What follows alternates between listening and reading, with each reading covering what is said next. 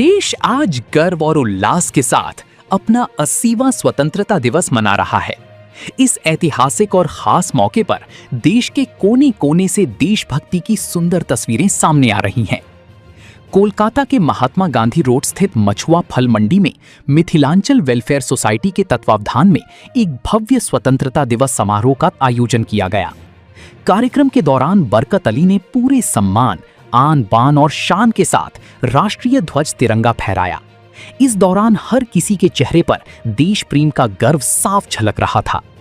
इस पूरे आयोजन को सफल और अनुशासित बनाने में मोहम्मद इरफान की भूमिका भी बेहद प्रशंसनीय रही। समारोह में मौजूद सभी लोगों ने एक सुर में देश की एकता, आपसी भाईचारे और तिरंगे के प्रति अटूट सम्मान का संदेश दिया। इस आयोजन की सबसे खूबसूरत और खास बात ये रही कि यहाँ धर्म और समुदाय की दीवारों से ऊपर उठकर केवल राष्ट्र प्रथम की भावना साफ तौर पर दिखाई दी। आज यौम आज़ादी के मौके से मैं तमाम देशवासियों को मुबारकबाद पेश करता हूँ। आज के दिन हमारा हिंदुस्तान आज़ाद हुआ था। हमारे बहुत सारे फ्रीडम फाइटर्स की वजह से हमारा हिंदुस्तान आज़ाद हुआ था। इसलिए आज हम लोग आज़ादी का जश्न पूरे हिंदुस्तान में मना रहे हैं। आज के दिन पूरे हिंदुस्तान में हिंदुस्तान के लोग बड़े जोश और खरोश और फख्र के साथ यौम आज़ादी का जश्न मना रहे हैं। देखिए, शुरू से हिंदू मुस्लिम एक साथ मिलजुल करके इस देश में रहते हुए आ रहे हैं और आगे भी हम लोग इंशाल्लाह रहेंगे। जो लोग इस तरह की बातें करते हैं वो सिर्फ अपनी राजनीतिक फायदा उठाने के लिए इस तरह की बातें करते हैं। राजेंद्र प्रसाद वो भी मदरसों से पढ़े हुए हैं और इस तरह से बहुत से लोग, अभी एक क्रिकेट का प्लेयर है वो भी मदरसे ही से पास होके मतलब आया है। तो बहुत से ऐसे लोग हैं जो मदरसे से वो शिक्षा प्राप्त किए हैं, उसमें पढ़े हैं, जो मुस्लिम तो है ही हैं, खासकर गैर मुस्लिम भी हैं। हमारे हिंदू भाई भी मदरसा से अपना तालीम हासिल किए हैं।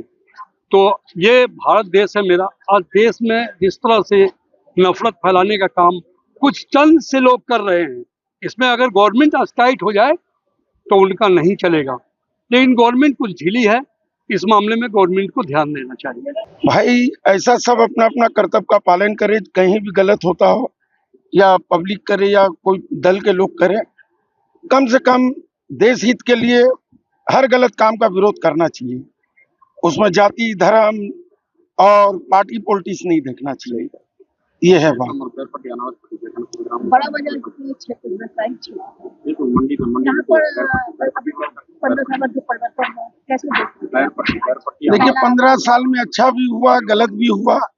कुछ लोगों का क्या नाम है गलत बहुत ज्यादा हुआ, कुछ लोगों का क्या नाम है गलत कम हुआ। ये अपना अपना मत का बात है, उस विषय में तो हम लोग जाएंगे नहीं। आशा करते हैं गवर्नमेंट को अगर रहना है तो कम से कम पश्चिम बंगाल का तरक्की उन्नति के लिए, यदि दोष देता तिरमुलो नहीं किया काम तो आप लोग करके दिखाओ। पब्लिक को काम चाहिए, पब्लिक को जात पात नहीं चाहिए, रोजगार चाहिए, बिजनेस चाहिए, इंडस्ट्री चाहिए। जो लोग यहाँ के बेटी बेटा लोग दूसरे राज्यों में प्लान कर रहे हैं, वो लोग यहाँ पर नौकरी मिले और नाम बड़े और दर्शन छोटे, ऐसा नहीं हो सकता। नाम के साथ साथ दर्शन भी बड़ा दिखलाइए, तब तो आप टिकिएगा, नहीं तो जय श्री राम हो जाएगा। 80 साल में हम लोग तो स्वाधीन भारत फ्लैग होस्टिंग करते हैं, नेशनल फ्लैग। सबसे बड़ी बात है जो आज मैं पूरा कलकत्ता में देख रही हूँ, हर जगह नेशनल फ्लैग। जो नेशनल फ्लैग के कुछ बंदे लोग इज्जत ही नहीं करते थे, तो मैं उन लोग से कहूंगी भैया आप नागपुर से स्टार्ट करो, आरएसएस के वहां से झंडा उतारना, और पूरा कलकत्ता में इज्जत हम लोग भी करते हैं। इज्जत करना सबसे अच्छी बात है। नेशनल फ्लैग जिन्होंने भारत को स्वाधीन का ये फ्लैग, इतना इज्जत है, मतलब हम लोग करते हैं 80 साल में। लेकिन भारत जो विपत्ति में है, जिस सिचुएशन में है, जी वेरी क्रिटिकल, आदमी खाने के लिए मोहताज हो जाएंगे आने वाले दिन में। तो हम लोग चाहेंगे हमारे जो भाई हैं आने वाले दिन में सतर्क हो, और हमारी बरकत है नरेश भैया हैं, इरफान, सब हमारे भाई हैं, सब जितने भाई हैं, सबसे इतना कहूंगी जो अवेयरनेस, सतर्क होना बहुत जरूरी है, और हमारे कलकत्ता से आवाज उठाना जरूरी है।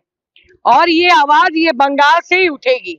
भारत बचाने की आंदोलन में आवाज ये बंगाल से उठेगी, और सबको सतर्क रहना है, क्योंकि आने वाले दिन में बहुत बहुत मुसीबत आने वाले हैं। और ये सरकार, आप जानते हैं, मजबूर होकर मैं बोल रही हूँ, ये सरकार आने के बाद जो बंगाल भारत की अवस्था हो रहा है, जो आने वाले दिन में जो युद्ध लगने वाला है, गैस का दाम, पेट्रोल का दाम, ये लोग इन्होंने कहा था गैस का दाम कर देंगे, पेट्रोल का दाम और सामान का दाम आप देख ही रहे हैं।